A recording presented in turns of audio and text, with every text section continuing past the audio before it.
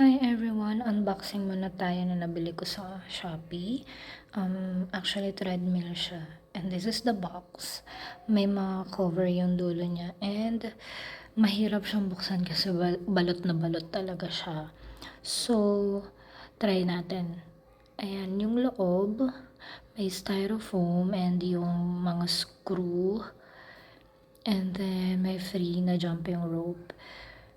Naka-plastic pa din siya. So, kailangan natin siyang iangat para matanggal ko yung plastic. Medyo mabigat lang to guys. Kasi hindi rin naman siya foldable. Kaya, itatry ko lang yung best ko para mabuksan siya. Ayan.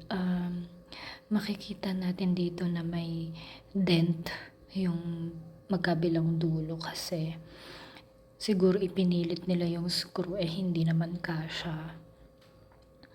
Ito na nga, itetest natin kung gumagana ba siya. Ito yung remote and ito yung patungan ng remote, then yung screw.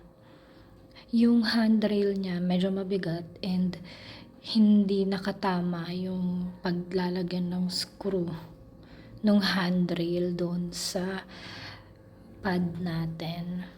Kaya medyo nahirapan ako dyan ako natagalan. And ito na, test na natin. Ayan, gumagana naman siya. And 2 months ago ko na to nabili, up to now, working pa siya. So, ayun lang guys. Thank you!